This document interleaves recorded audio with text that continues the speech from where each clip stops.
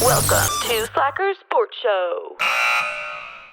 Good evening, sports fans, and welcome back to another podcast episode of Slacker Sports Show, where we are going to discuss the AFC East.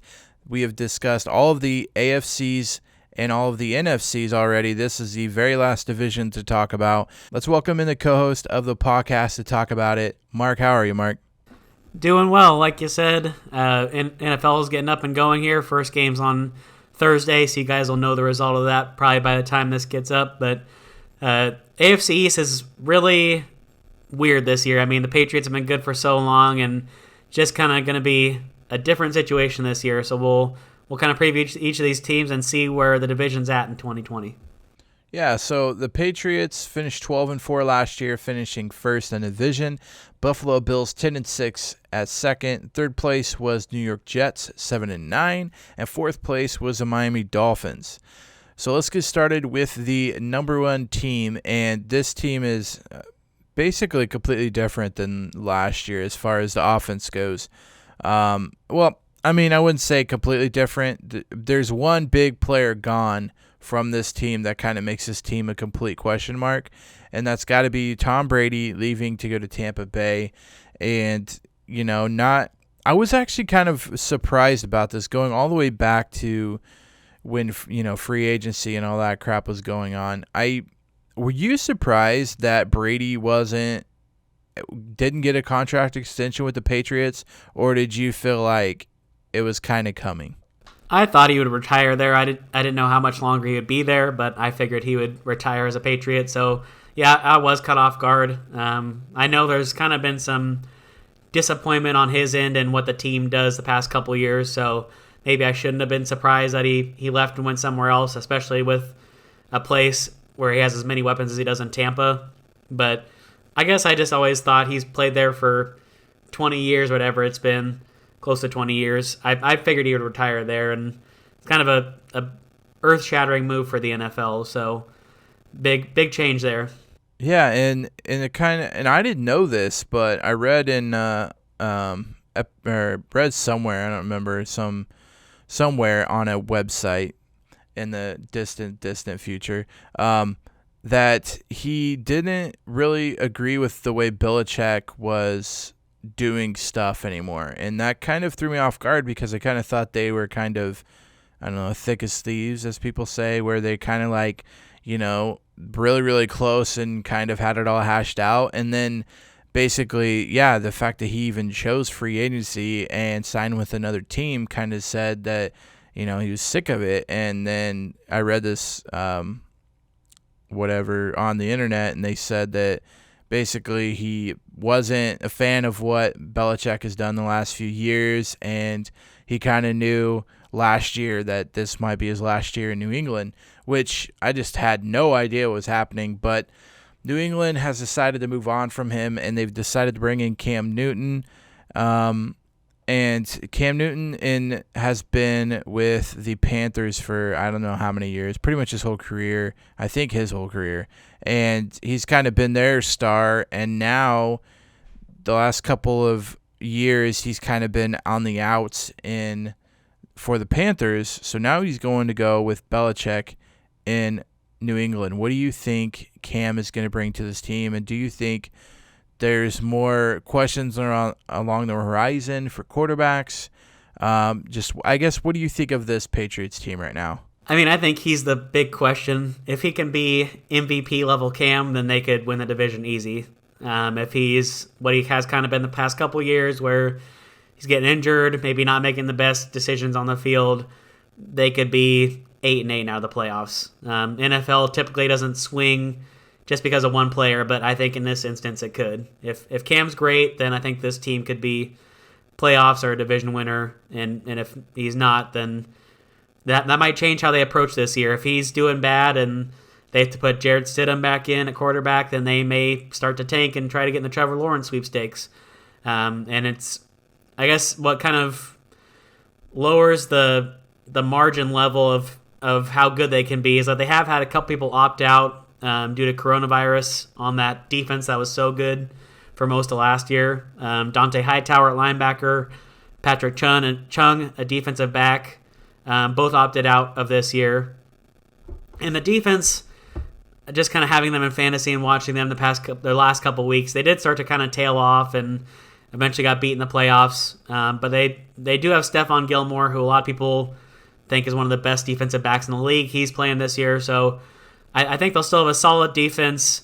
Offense, I have questions like Cam, I said, and then if Julian Edelman's your best receiver, that's not saying a whole lot. They have some young guys, but N'Keal Harry, who I think is a second-year player, didn't do much for them last year and was kind of a disappointment. So I think I'll be critical early on to figure out what Cam can do and how he's going to be this year. And they may try to tank or at least get a high draft pick if he's not doing well, I think. But I think basically the whole team's fortunes swing on what Cam can do. Yeah, and it's weird because kind of like you said, it's this whole team swings on it, and that's because this team hasn't really had these great, amazing stars besides Gronk and Brady, obviously. But I feel like Brady is such a GOAT that he made Julian Edelman really good, and I'm interested to see if he actually is a decent wide receiver because of Tom Brady, or if he's not really that good and this team's really not that good. It was just so good with Tom Brady. So it'll be interesting to see that, and I think we'll see that in the first couple of weeks, whether or not they are actually that offense that is good, or if it was just basically the Tom Brady effect. And if it is, just think of how good Tampa Bay is going to be this year.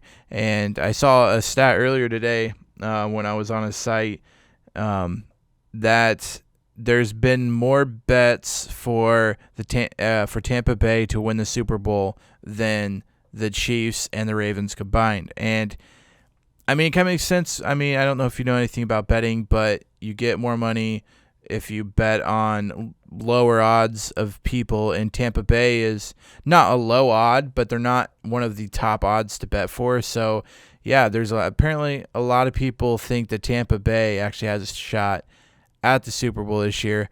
But one team I don't think has a shot is the Buffalo Bills. They did get a few people. They kind of, I don't know with Josh Allen what we can expect with this team. Josh Allen did okay last year. I mean, they went 10-6, so they went above 500. But I'm interested to see if Josh Allen grows this year, how this offense grows. What do you think, Mark? I think I would disagree on how you kind of see the Buffalo Bills. I think they're the most talented team in the division. And like you said, Josh Allen is a big question mark. And I have him in fantasy now, so I'm hoping he does good this year. But I think they just have a well-rounded team around him, and he's basically the only question mark for me. They did get probably a true number one wide receiver in Stefon Diggs. This will be the first time he's in that kind of number one role. But they traded for him this offseason. They gave up a first-round pick, a fifth-round pick, and a sixth-round pick this year, and a fourth-round pick next year for Stefon Diggs, and a seventh-round pick from the Minnesota Vikings. And they have him. They got John Brown. They got a couple other solid wide receivers that can really handle this offense. So I think their offense is in good hands. Only thing will be if Josh Allen turns the ball over a lot, which is a concern. That defense is solid. I really don't have as many concerns with them as I do with New England. What are you thinking with the Buffalo Bills? Yeah, I mean, I don't know. I feel like Josh Allen, like you said, is going to be kind of determine whether or not this team is really good. The Diggs trade I think was good, and Diggs is a number one receiver, but I don't think Diggs is a top 5 completely change your team type of wide receiver. And so a lot of it's going to be based on quarterback play. And I do worry with their running game that they got another rookie. I think last year they got Devin Singletary, and now this year they're getting Zach Moss. And it's kind of like they don't know who they really want to run the ball. They're just going to get a bunch of young guys until someone fits. So I'm a little worried about their running game and how that's going to affect Josh Allen. But yeah, they do have Stefon Diggs, and they do have John Brown. Cole Beasley's their number 3. So they got some good wide receivers. I just don't know how Josh Allen's going to be this year. He could come out and be really, really good. And you're right, this team is the best team in the division. But I could also see Josh Allen struggle again. I mean, I wouldn't say he struggled last year. I would say he did well for what he had. But I don't know if I don't know. I don't know if he's going to be better or if he's going to be worse than last year. And so even having Stefon Diggs on this offense now, if he plays worse than last year, then it's not going to help. But they will have 2 games against the Patriots that won't be against Tom Brady. So that could also swing them as well on their record. But it'll be interesting to see. I would say that the Bills and the Patriots are definitely the top 2 in this division, but I do think both of them could slip and slide down. I mean, I don't see the other 2 beating them and going and winning the division, but I don't know if the Bills or the Patriots will have a better season they had last year. Yeah, there's no, I guess, one dominant team and everybody else stinks, like maybe the AFC West where it's the Chiefs and everybody else, or any of those divisions. And I agree with you. I think it's Patriots and the Bills, and then Miami and New York aren't really not even that close.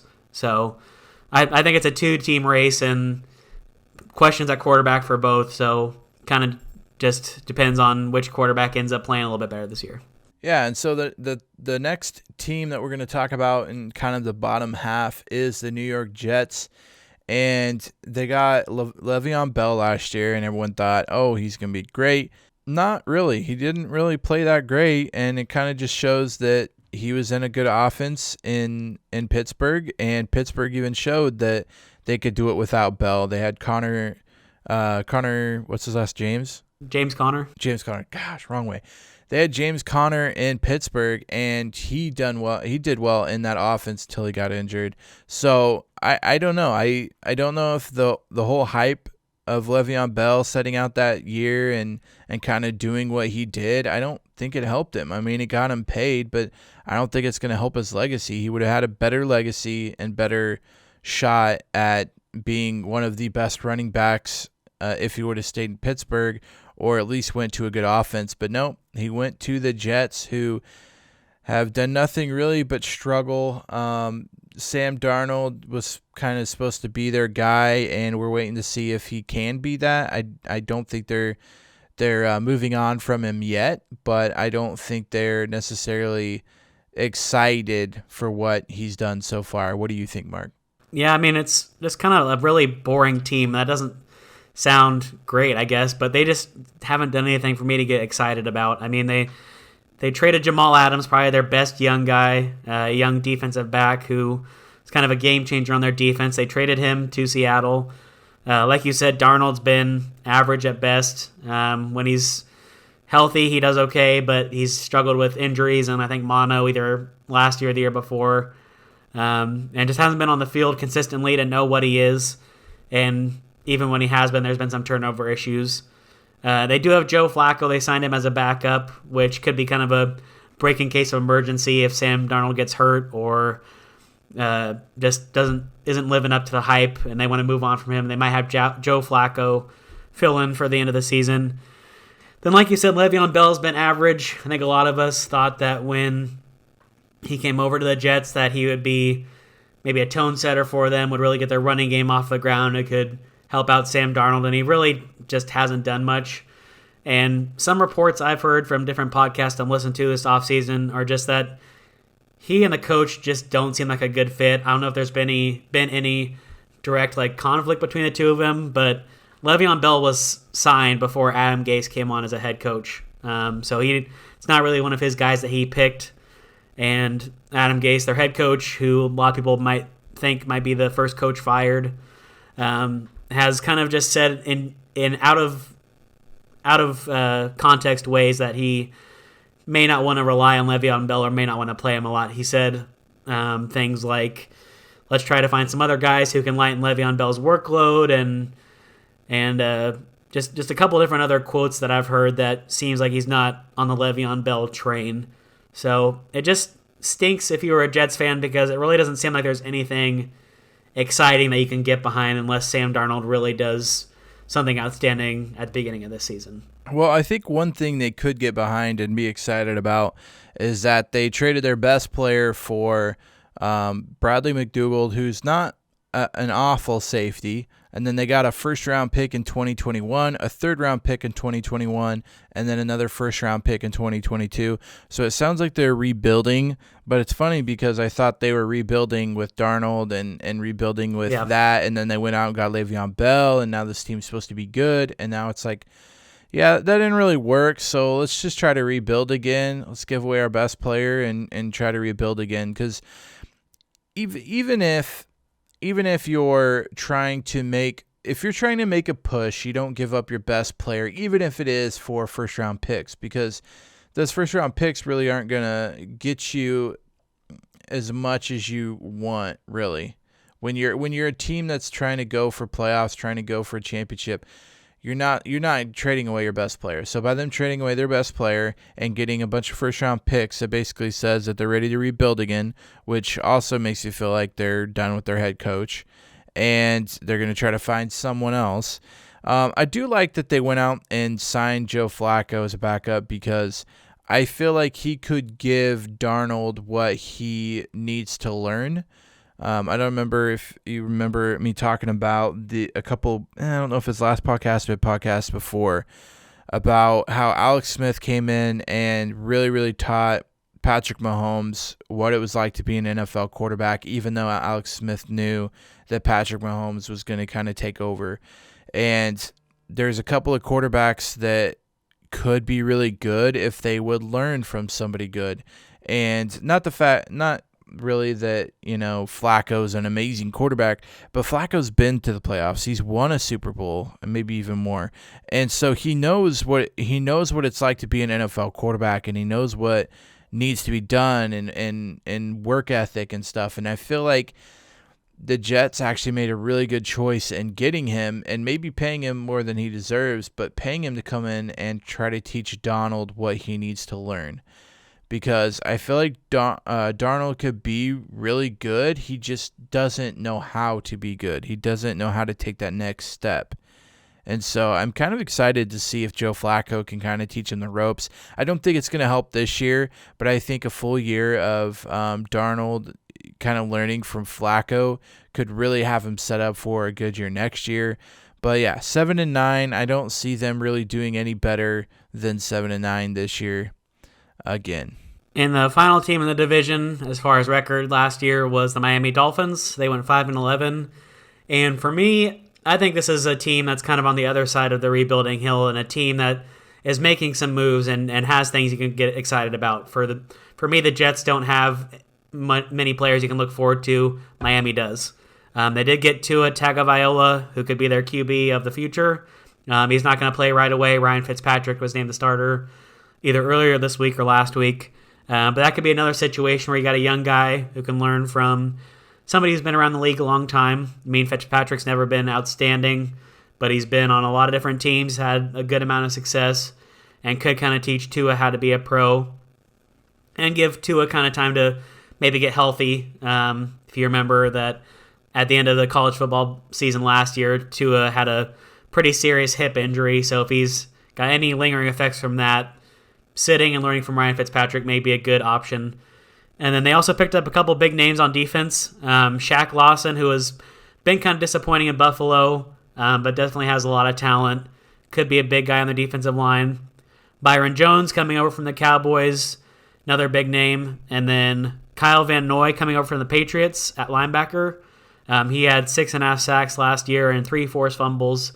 So they're kind of where you want to be if you're in the process of rebuilding. You're maybe not still where you want to be making the playoffs, but you got guys you can be excited about. You're making big moves in the offseason to bring in proven veterans, and I don't think they're going to win this division by any means. I think they'll still be one of the bottom 2 teams, but they're making moves to get headed in the right direction, in my opinion.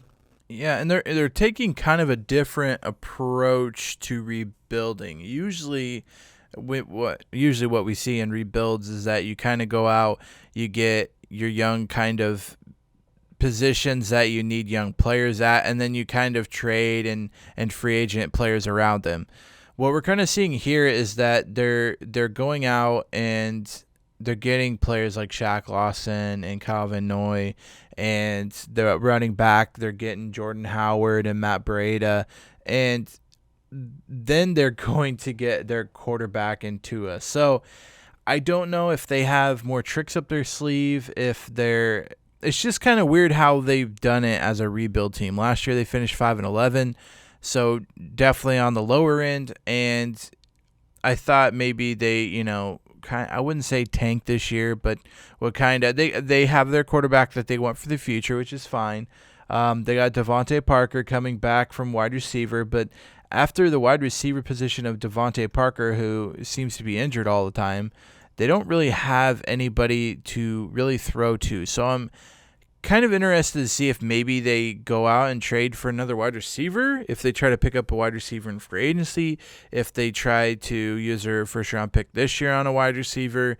It's just kind of weird that they went out and made all these trades and stuff to try to make their defense better and their team better without having kind of the main points that they need, which is usually a quarterback, a running back, a wide receiver, or a tight end. I mean, their tight end's not bad, but he's not really great. Their wide receiver, I would say, is like one deep, honestly. And then Jordan Howard and Matt Breida, I could see splitting time. I don't know. It's just weird how they're going through this rebuild. Yeah, they're kind of getting some of the other positions you may not consider weapons, but they're filling them with solid guys around and then trying to find their weapons in Tua and a couple of these running backs they're taking chances on. But sounds like they're just trying to get a solid team around them and then find their core group of offensive guys. Right, which is, I wouldn't say it's bad. I don't know if I've really ever seen a team try to do this, honestly. And it goes that way in kind of every sport. Usually you kind of get your main players and then you address the positions that you're having issues with to make the team better. It seems like they're kind of trying to make the team better and then get their main positions or stars later. And I guess, I don't know, if they keep going through with it, I mean, it's an interesting look in it. And I I play a lot of video games and I love to rebuild teams, and I've never thought of trying to rebuild a team kind of backwards, where you have good players and then you kind of get the stars later. So, I mean, if that's really what they're trying to do, it's a different way of doing it, and it might pay off. I mean, only time will tell. Or either that, or they feel like Tua, when he gets there, he's going to be everything they wanted. Like, if you kind of like look at the Chiefs, I mean, you had the players already kind of there. You had Tyreek Hill, you had Kelsey, the running back position they had at the point when they drafted Patrick Mahomes, but kind of what they were missing on that offense was a great quarterback. And Alex Smith was there, and he was a good quarterback, but Alex Smith wasn't a, top 5 quarterback that they got in Patrick Mahomes. And then they went out and got some defensive guys like the Honey Badger, and they kind of addressed their defensive guys. So, I mean, I wouldn't say they did it backwards. They kind of already had players that were good there. They just weren't stars yet until Patrick Mahomes shows up, and then Tyreek Hill and any wide receiver that's even close to being in Kansas City's offense is going to be a star now. And, they seem to just be able to grab running backs whenever they want them and make them good. But I don't know. What do you think about this team, Mark? About Miami? Yeah, what do you think?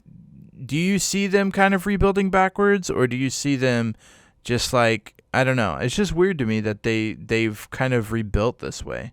I don't know if I'd say it's as weird as maybe you're thinking. It is kind of unique that they're not going for stars first, but I don't think it's a bad idea to get a solid team and then try to find your guys. If anything, you could just get average guys at maybe some of those star positions like quarterback, running back, wide receiver, and have a good, say they have a good defense with all these guys they bring in. If you got average guys on offense, you can be at least a wild card team, and then maybe go find some other guys in free agency that can help. So I don't think it's a bad idea. I think it's, like you said, kind of unorthodox, where you usually want your star quarterback and then build around him. But I think they're headed in the right direction, even if it is kind of a weird path to get there. All right, so now that we've discussed the 4 teams, let's break it down, and we've done this at every single podcast of who we think is going to win, who we think's going to finish what in this division. I'll let Mark start with who do you think is going to win the division, and how do you think the rest of the division is going to shake out? I have the Buffalo Bills in the number 1 spot. I think Josh Allen will play well enough to get him as a division championship. New England I have at number 2, and again, that's a question about what Cam Newton can do. If he's great, they could definitely take the division crown. If he's average or below average, I think they're right on the border of being in the playoffs, maybe not making it. I just think they have a lot of questions, and if he's not making other guys on this team better, then I think they're maybe an 8-8 team. I have Miami in the 3rd spot. I think they'll take another step up this year with some of their new guys.